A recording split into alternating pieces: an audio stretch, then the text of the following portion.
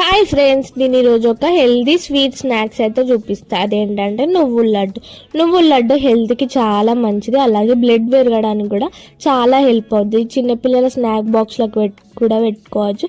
అలాగే పెద్దవాళ్ళు అయితే స్వీట్ గ్రేవింగ్స్ ఉంటేనైతే ఇది పక్క ట్రై చేయాలి.